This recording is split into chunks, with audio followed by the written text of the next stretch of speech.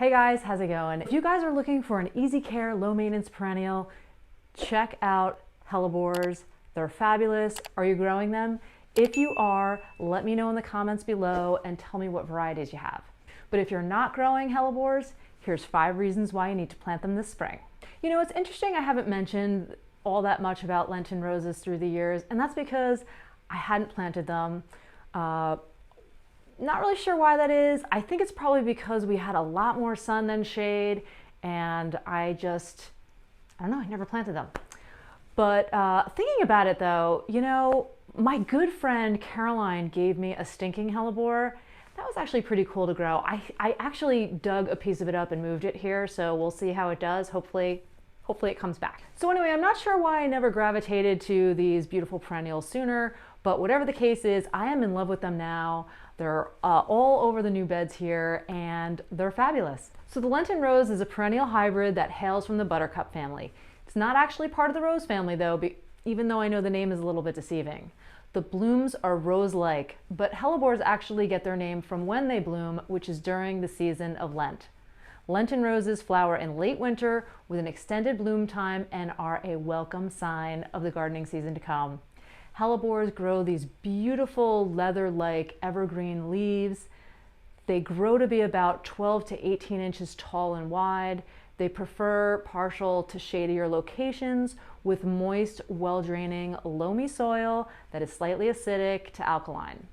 They're hardy to zones 4 to 9, and they come in a variety of colors, from whites to pinks and purples. They're just beautiful. They are known to be toxic to animals as well as humans, so be careful not to ingest them and always wear gloves while working with them in the garden. All right, so let's talk about why you've got to plant them this year if you do not already have them in your garden. So for starters, if you want an early blooming flower, like one that kicks off the gardening season in spring, late winter, spring, you've got to try hellebore because they start flowering in late winter. They've got a long bloom time, like almost 4 to 6 months. And like last year, mine started here in like March and went well into summer. It was awesome. And while I did not truly appreciate their beauty and what they can do in the garden until now, it was really fun discovering them here at the new house because, and I shouldn't really call it new because we've been here just over a year, but it was new to me because I had no idea what perennials and other types of flowering plants were here when we moved in. So if you want to grow an easy care, low maintenance garden, hellebores are the way to go. They flower, they need very little work from you to grow and bloom, and they are perfect for new gardeners and more advanced gardeners alike. The only thing you need to do to take care of them is cut back the brown and deceased foliage in like late winter or early spring as soon as you see the new foliage emerge, just so you can clean up the plant. And you want to keep them hydrated and mulched well, but once they're established, they can take drier conditions. The New Jersey weather here kind of did a good job of its own, so I really didn't need to do too much. I mean, like literally, the only thing I did was cut the brown and deceased foliage off and just enjoyed them.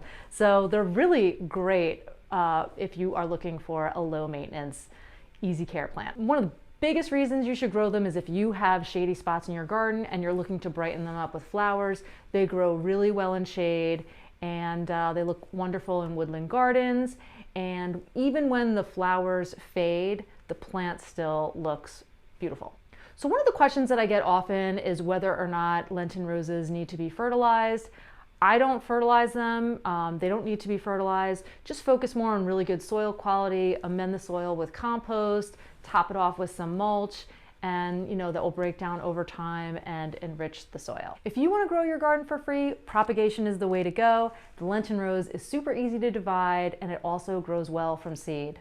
They don't love to be dug up and moved around, but they can take divisions and can bloom pretty well the following growing season.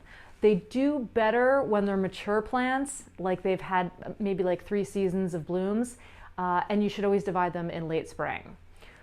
While the transplanted divisions, do well and they can bloom in their first season. Don't freak out if they don't, because they may just need to take a little bit of time establishing themselves and developing a good root system.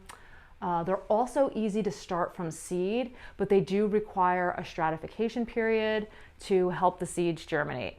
But aside from that, they will reseed themselves in the garden. Like, I'm finding them all over the place, and you know, they're just really fun to grow. But one of the biggest reasons I love growing them is because deer leave them alone. They're a toxic plant, and the deer, I guess, just know it. They don't eat the foliage, they don't eat the blooms. So if you get herds of deer in your garden, in your neighborhood, or you know they're in the area, Lenten Rose is a great option to grow. So what do you think? Are you guys gonna plant the hellebore this year? If you don't have them, you definitely should. I think you'll really enjoy them, especially if you have shadier locations and deer are a problem. I mean, it's a no-brainer. But if you do have them, I really would love to hear what varieties you have, because I want to try some new ones, possibly around the front gardens, and I'm always looking for good recommendations from other gardeners. But that's it, you guys. Thanks so much for joining me today. I'll see you in the next video. Enjoy a beautiful day.